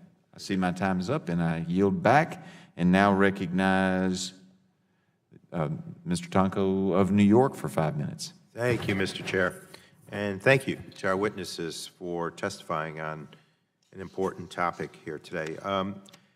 I believe we all want to avoid unnecessary delays in the hydro relicensing process. And without a doubt, complaints about long licensing processes have persisted for some time, for years. It is my understanding that over a decade ago, Ferc created the Integrated Licensing Process, or the ILP, to address many of the same issues that we're discussing here. So Director Turpin, can you explain the purpose and benefits of the ILP, please? Sure. It was developed, I think, looking out for a large upcoming relicensing workload that we were anticipating in that sort of mid-2000 era. The primary benefits of it is it gets a lot of people to the table early. In fact, all of our processes do that. We try to get folks to the table early. The ILP tends to have a much more structured approach and a much more driven approach for schedules to try to get all of the stakeholders to commit to meeting a lot of information points or consensus points in that process on a very tight timeline or a very strict timeline, so that everybody has some expectation of what's going to be the full schedule. It also includes a dispute resolution process to be used when there are disputes over sort of study information needs and study plans. And of those structured points, are there any that are most meritorious here? In all honesty, I'm not as familiar with each step of that process, so I'd have to get back to you on that. Okay, thank you. And generally, how often is it used today? By regulation, it is the default process, but only about a quarter of the projects use it. About 68% of projects come in and request use the traditional licensing process. I mean, it is really up to the applicant or the licensee to try to take their shot at saying which of the three license processes best meets their circumstance, and to work with the stakeholders to sort that out. My suspicion is that a large part of the reason the number is so high right now is we've just hit a patch of a lot of projects that don't have, the stakeholders don't see as the ILP schedule being advantageous. Okay, and do any of our other witnesses want to weigh in? Have you had an experience from your agency perspective with the ILP, and generally what's that about? Mr. Oliver? I could comment, sir. Yeah, we strongly support the process, and our experience when it's being used is that, as I understand it, this two-phase process, and that pre-licensing part of the process where we are able to interact with the other agencies that are involved, with state entities, municipalities, tribal interests, environmental group interests, other stakeholder, landowner interests. When you're able to effectively engage in that part of the process and very clearly resolve a lot of issues and define the environmental impacts and alternatives, that makes the second part of the process, where we actually have to do the NEPA analysis and the Endangered Species Act consultation, much more timely and smooth process. Well, that's good to hear, because it seems to me that the ILP can speed up the process because it does front-load information gathering and consultations, and enables the state and tribal governments and federal resource agencies and other interested stakeholders to start coordinating much earlier in the process. And this includes putting licensees on notice about the information and studies required in order for agencies to review the application. I heard a lot of discussion, and I just want to state that it seems to me that everyone agrees that in order for the licensing process to go smoothly, it is important to determine all the necessary information and include interested stakeholders early on in the process, and I think that's an assessment that we all share. I believe the ILP was created to address many of the same issues we are discussing now and debated last year in the Hydropower Policy Modernization Act. And I'm sure that there are things that can be done to improve the ILP process, but we should be looking at ways to further encourage its use rather than strictly seeking to weaken environmental laws or severely limiting federal, state, or tribal partners from completely totally from their reviews. Moving to another potential cause for delays at your agencies or your counterparts in state government, to what extent has insufficient staffing or resources caused delays in applications or permitting reviews? At the commission, there's not, I don't think we've had a staffing problem on the hydro side. We've got a very large upcoming relicensing workload, and that should start kicking up in 2019. So we're looking at that, but we have the options of using third-party contractors or direct contracts to augment staff. So I don't think that's been a huge impact for us. Anyone else want to comment about the impact of resources or staffing? Yes, thank you, Congressman. The Fish and Wildlife Service, first of all, we need to make sure we prioritize these right and in the right timelines. But the President has recognized this need. In the President's FY19 proposed budget, he's proposed an increase for energy consultation for the very type of work that you're describing. And if that makes its way through Congress, I think it will only broaden our ability to react timely and make sure that we have these staffed in a way that we need to. Well, I see I'm way over my time, so Mr. Chair, I apologize and I yield back. I thank the gentleman and now recognize the gentleman of Ohio, Mr. Johnson, for 5 minutes. Thank you, Mr. Chairman. Mr. Fisher, coming back to you, our committee has listened to testimony from companies that express concern over the predictability of the permitting process when adding hydropower to a federal dam. For instance, we've heard that the Corps might prescribe a different water quality standard than Ferc late in the permitting process, which can significantly affect the financial viability of a hydro project. Is there any way the Corps can help provide a bit more certainty when making this determination? Sir, I think the water quality mission isn't necessarily the most important thing to the Corps regarding these applications. We're mostly looking at the how it's modifying a dam. So if there's a lock and dam on the Ohio River and you have an applicant that wants to put a hydropower at the foot of that dam, we certainly have a water quality staff that looks at these things, but we're mostly concerned with how they're modifying the project. So that's where most of our concerns would lie. Yeah, well, the question, I mean, the problem lies in that a different water quality standard than Ferc. I mean, I don't understand why two federal agencies would have a different water quality standard for adding a hydro project to an existing dam. Certainly, it could be how the water quality impacts. You're probably well aware of some of those locks and dams in the Ohio River and how old they are, the aging infrastructure problems the Corps faces. So we would be looking at water quality from a standpoint of how it affects those projects. But doesn't Ferc have that information too? I mean, sure, certainly in our MOU. Know how old these are? Well, can the Corps be more upfront with this standard when Ferc is working through its side of the permitting process? Certainly. I mean, can you guys communicate so that it doesn't drag this thing out? Certainly, we want to no doubt work with Ferc under our MOU to make sure that we're providing them with all of our information and vice versa, and then make sure the applicant is aware of that information as well. Okay, all right, well, thank you. Mr. Sheehan, as you know, it's often more difficult to relicense existing projects on dams that predate our modern environmental laws and regulations. So how do you approach this issue, and what can be done to ensure that your agency's license conditions are achievable and cost-effective given the age of some of our dam infrastructure? Thank you. I think there's a variety of things. You mentioned age structures that predate many environmental laws, or even processes, things that may not even necessarily be a law, how we address fish passage and those sorts of things. As these come to us now, we do make those evaluations. We do look at the economics that are involved and how those may impact the project applicant.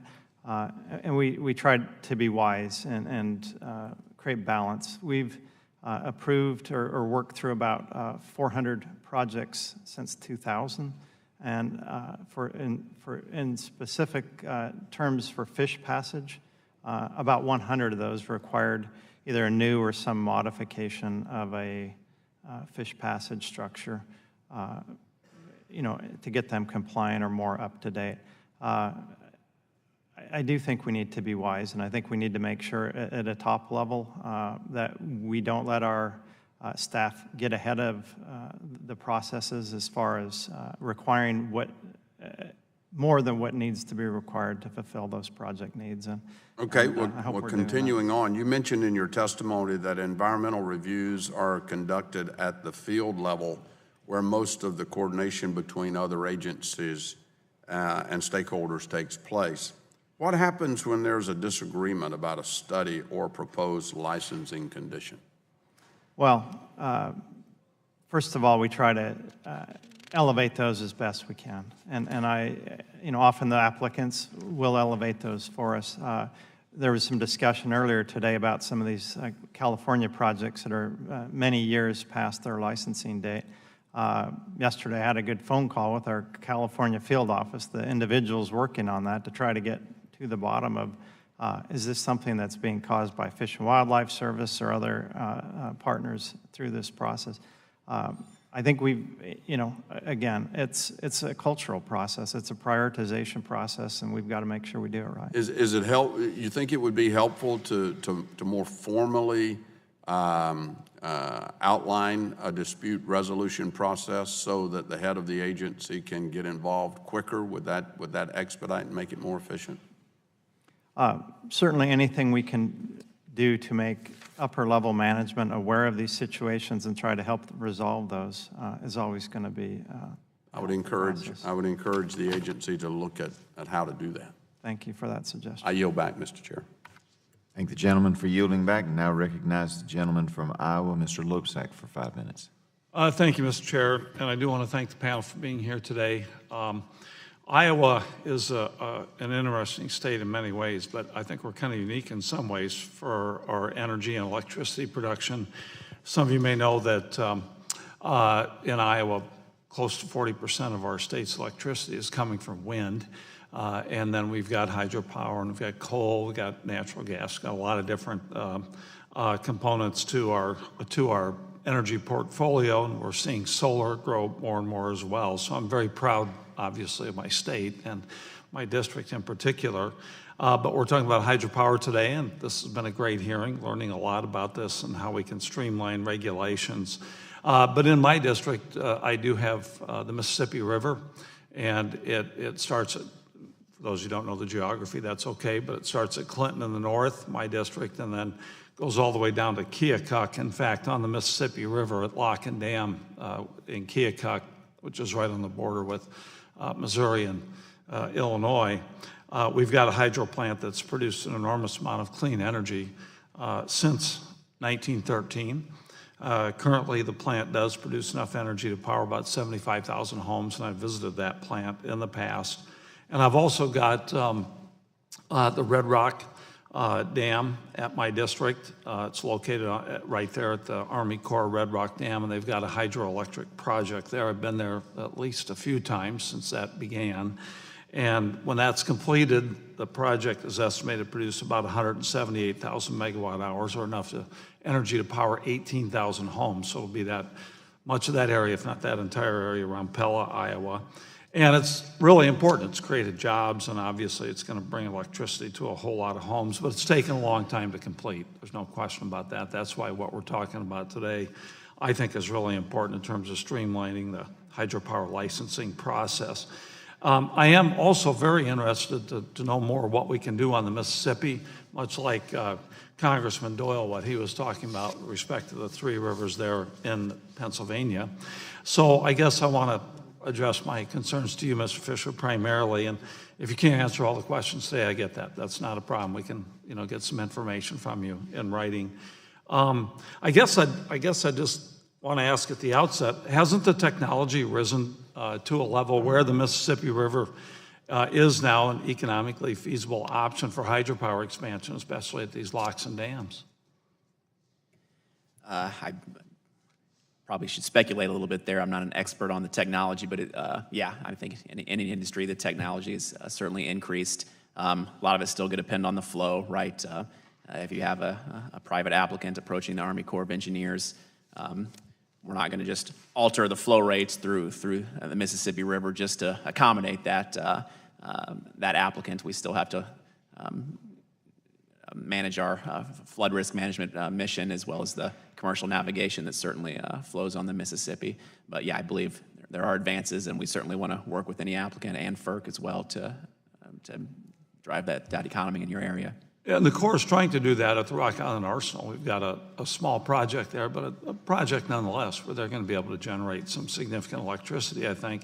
So what are some of the challenges, if you will, of adding hydropower generation to the existing dams, particularly some of the older ones on the upper Mississippi?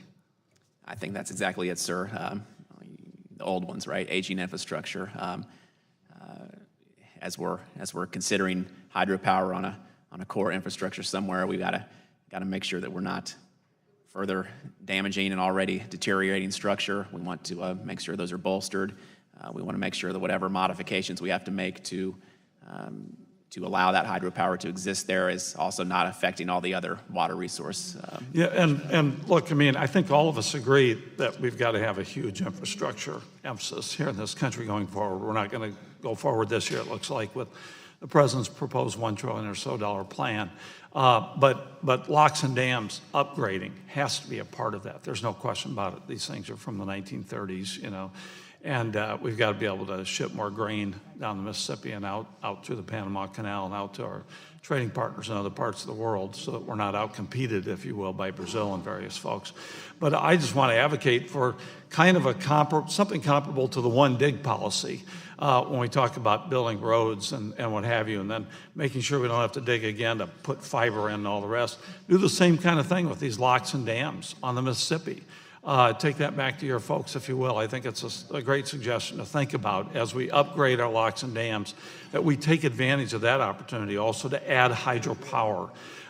So we don't have to worry about the old existing systems we have now that are crumbling in many ways and trying to deal with all that. But when we actually do the upgrade that we need, and we're going to put a lot of money into this, that we think about the expansion, think seriously about the expansion of hydropower as well. So just keep that in mind going forward and send that along to folks at the Army Corps, if you would. And thank you, Mr. Chair, and I yield back my time. Thank you. Mr. Log, 5 minutes for questions. Thank you, Mr. Chairman. And Mr. Turpin, the FERC, as you know, exercises jurisdiction over non-federal hydropower projects and their licensing. Do you think the current hydropower licensing process involves too many agencies with too little accountability for making deadlines? I think that's there's such a wide variety of expertise that's required. I don't know that I could say that it involves too many agencies. I think that all agencies don't prioritize the work on those at the same way. I mean, for us, it's kind of easy. We're in this regard a single-purpose agency. This is all we do is look at the non-federal hydropower.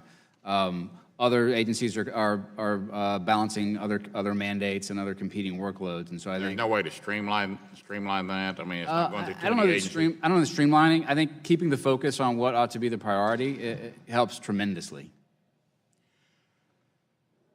FERC is responsible for licensing projects and issuing exemptions, but the Commission is also responsible for ensuring compliance during the life of a project, as you know.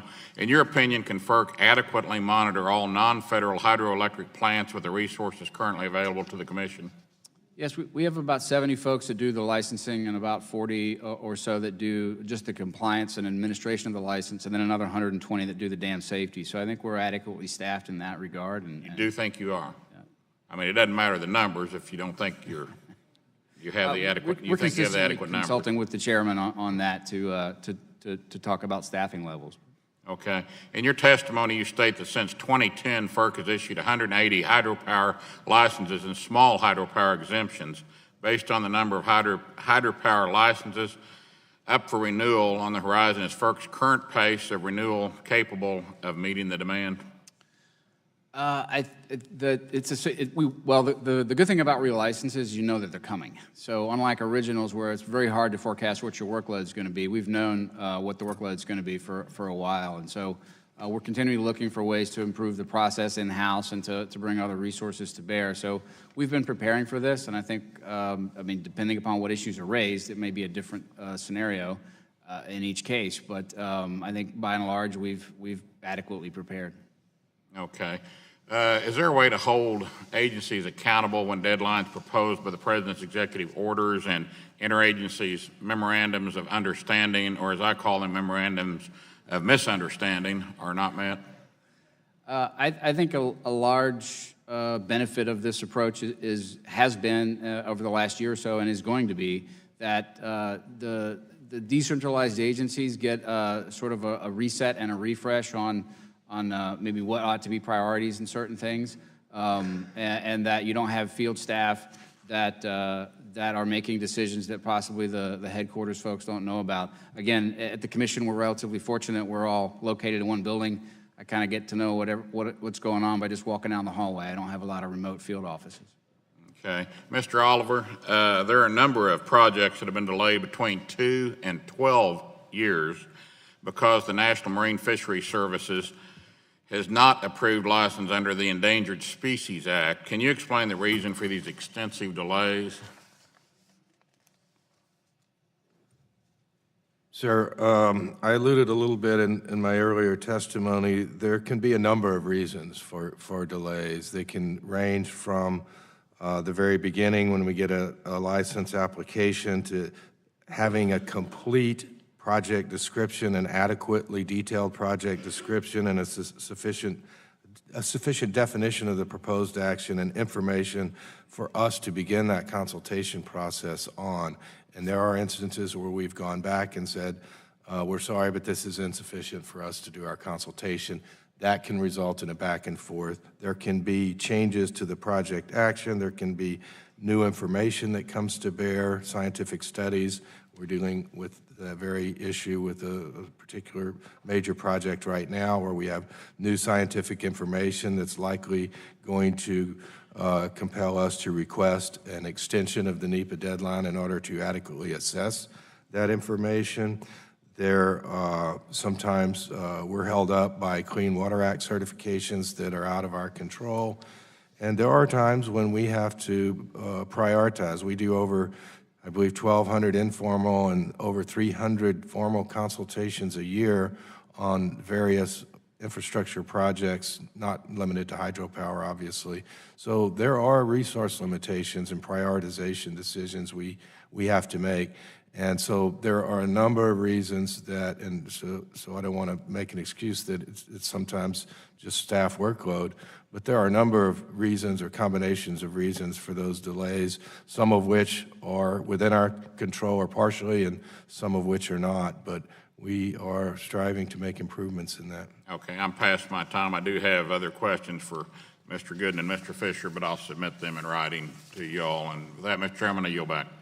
Thank you, Mr. Long. The chair now calls upon the gentleman from Indiana, Dr. Bouchon, for 5 minutes of questions. Thank you, Mr. Chairman. I think hopefully you all are gathering from the very diplomatic questioning that there's a high level of frustration among the constituents that we represent across the country in how federal agencies, not only honestly in hydropower, but all across the permitting process, have a very high level of frustration that is projected through their elected representatives here today.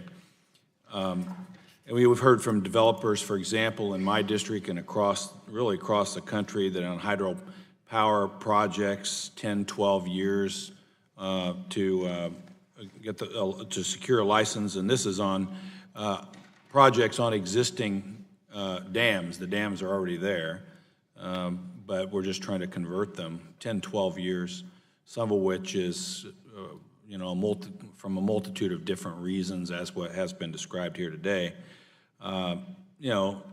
Duplicative red tape, duplicative regulations, duplicative agencies looking at the project not in a timely fashion, red tape. And so I mean, honestly, I was on transportation infrastructure for 4 years. I honestly believe unless Congress sets hard deadlines, that the reality is this is probably not going to change in any substantial way. We've been debating this for decades, and in that vein, I think you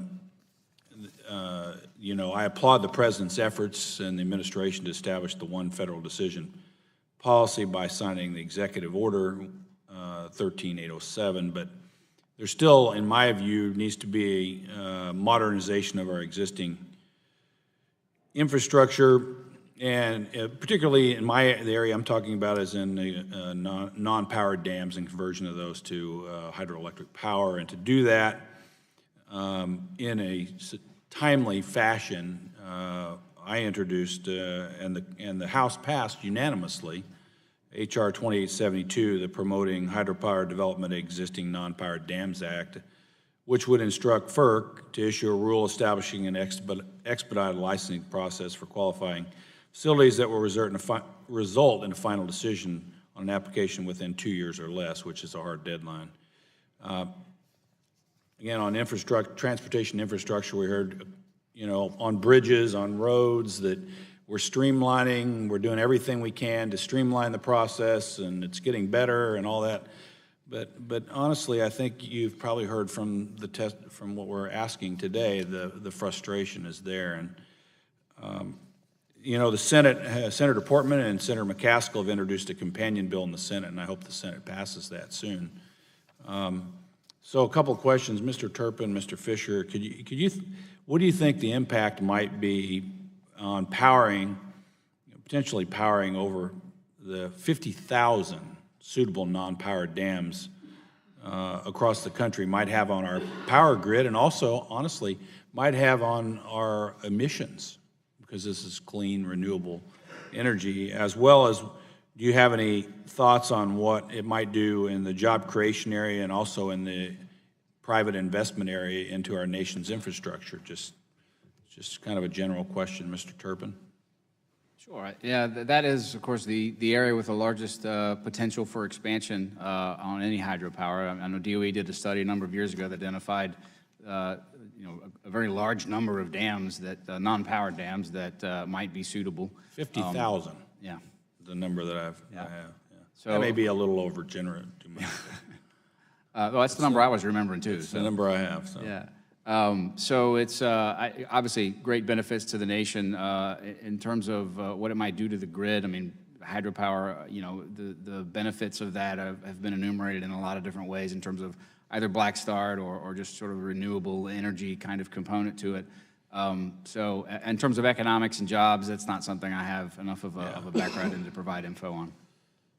I guess the point I'm trying to make is that what you all do in the licensing process is not just necessarily having an impact on, you know, actually the direct impact that you might have in getting projects completed, but there is, you know, the impact of getting surrounding big infrastructure projects in our country, as all of us know, whether that's on hydroelectric power, whether that's bridges, whether that's roads, the overall economic impact of being able to produce big infrastructure projects in a timely manner is a substantial positive economic, has a substantial positive economic impact on our country. So I hope that that message comes across today, that as quickly as we can get through the process, the better it is for all of us. Thank you. I yield back. Thank you. The chair now calls upon the gentleman from Michigan, Mr. Wahlberg, for 5 minutes. Thank you, Mr. Chairman, and thanks to the panel for being here. And what we've discussed so far is water over the dam, as they say. But I'd like to go to some specific questions. That's what happens when you're so far down on the dais here. Mr. Turpin, the Commission has spent a fair amount of time, I understand, recently on making it faster to license very small hydro projects. Does FERC have any plans to find ways to speed up the licensing process for larger hydros?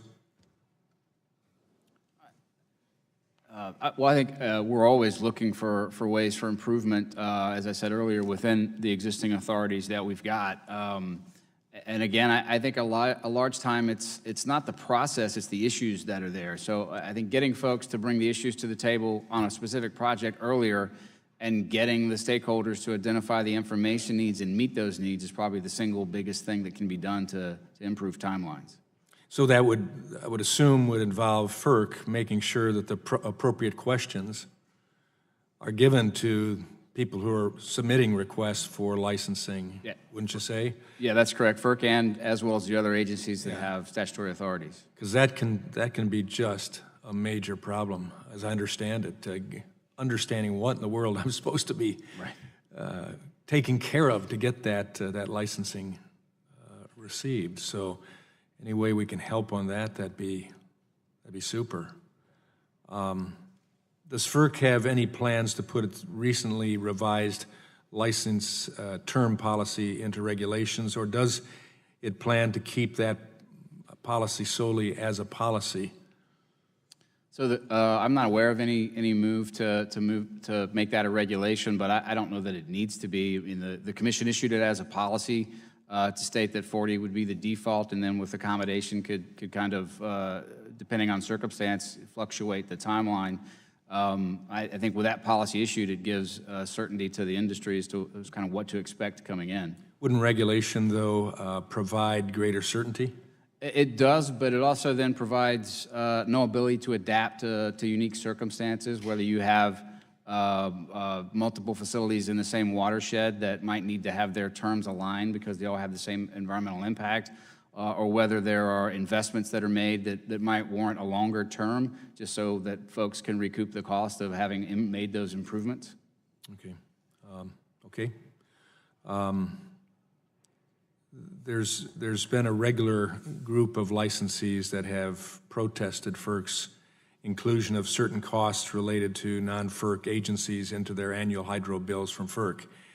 Does FERC have any plans to clarify the rules governing what can be included and what can't? I don't have a very strong background in how the annual charges are done. I do know that I'm not aware that we have a lot of discretion as to which agencies we charge on behalf of. I think that's enumerated in the Federal Power Act. So that's certainly something I can look into and get back to you on. I appreciate that. And then finally, does FERC believe it would add value to the Commission to have the legal authority to resolve disputes between agencies during the licensing process? We do quite a lot of work with that now, and that's the entire intent, I think, behind the pre-filing part of the ILP. And it's always beneficial to have everybody kind of get to an agreement about what needs to be met in studies before any actions are taken. Anything that stands in the way of making that more efficient? No, it really comes down to the willingness of the participants to collaborate and reach a consensus. Thank you, Mr. Chairman. I yield back. Thank you. And the chair now calls upon the biggest advocate for hydropower in this committee, Mr. Morris Rogers from Washington State. You have 5 minutes, ma'am. Thank you very much. I want to thank the committee for hosting this hearing and everyone for being here today. As I know many realize, but hydropower is foundational to the Northwest economy. And I'm proud to represent a district that is largely based upon carbon-free baseload. It's renewable, it's reliable, and it's essential to our energy supply in the Northwest. Hydropower can be expanded nationwide by modernizing the inefficient permitting process. According to a recent report that was actually from the previous administration, only 3% of the dams actually produce hydroelectricity, and we could double hydropower in America without investing, or by simply investing in the turbines that are needed to convert dams into hydroelectric dams. On average right now, it takes 18 months to license a natural gas facility, and it takes 10 years to relicense a hydropower facility. We can do better. I've heard from PUDs, co-ops, investor-owner utilities across the country that they would like to upgrade non-powered dams but are unwilling to risk spending millions of dollars on an uncertain and bureaucratic process. Even if we brought new dams online, it would only burden the current relicensing process. Previous testimony by FERC's Deputy Associate General Counsel testified that the Commission staff already had a full workload. It's obvious that the current process is broken. After hearing these concerns, as well as other local stories from Eastern Washington, I've introduced legislation, the Hydropower Policy Modernization Act of 2017. And it passed the House earlier this Congress with 256 yes votes. The bill seeks to improve the coordination among agencies and provide Ferc the ability to resolve interagency disputes. My legislation also increases communication between Ferc and other agencies by requiring them to explain in writing when deadlines may be missed. This added step of accountability is crucial to keep an account of delays and avoid the increasing backlog of hydropower relicensing. Finally, we're also seeking to encourage investments at dams outside of the relicensing window. Currently, there is a small window to receive credit for making upgrades at a dam that can be included in the length of a new license. By allowing early action, newer technologies can be installed as they come online that can increase power generation or fish passage, or both. Before I move on to my questions, I quickly wanted to highlight the issues on the Columbia Snake River Dam or system with current litigation over the 2014 biological opinion. I've introduced legislation to codify this common sense biological opinion that the previous administration supported. Included in the Energy and Water Appropriations Bill is language that will effectively stop the court-mandated spill, and I encourage the Senate to act on my legislation which recently passed the House and which codifies the current BIOP. In the meantime, I'm submitting questions for the record to both NOAA and the Army Corps, requesting an update on aspects of the court-mandated NEPA review and the implementation of spill. Now to questions. Mr. Oliver and Mr. Sheehan. Data from Ferc shows that a number of hydro licensings are delayed waiting for a final EIS biological opinion from your agencies. Some of these cases have been delayed 5, 10 years or longer. My office has even heard that agency staff have suggested that applicants may need to redo studies that are now stale or out of date, a situation caused by the agency itself. I think we can all agree that this is not good practice and ultimately delays beneficial mitigation measures that industry members would otherwise enact with the issuance of a new license. So I urge you to undertake a comprehensive review of this issue across your regional offices. For today, what are your thoughts on how your agencies can address this problem?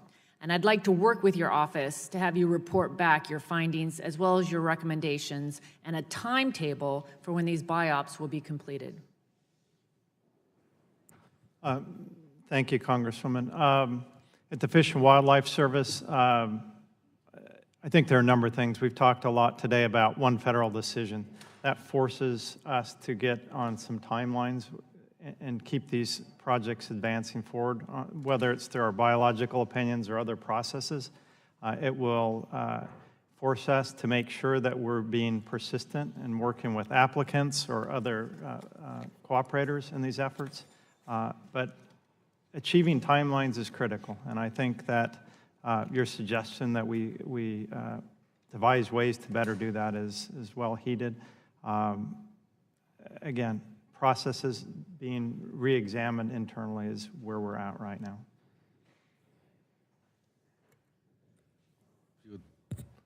I will echo what Mr. Sheehan said. We have been working, I believe, cooperatively with all the agencies that are on this panel over certainly the last year that I've been here to explore mechanisms to streamline these reviews and consultations. We've had coordinations occurred through our participation in the Federal Permitting Improvement Steering Council, through interagency working groups relative to the executive order, and through interactions on specific projects that we're mutually engaged on. I think that we, NOAA and Department of Commerce, are developing a specific implementation plan to, in addition to the cross-agency MOU that was signed, we're developing a commerce-level implementation plan for the Executive Order 13807 and one federal decision. So I'm hopeful that that will go a long ways toward getting at some of these issues that are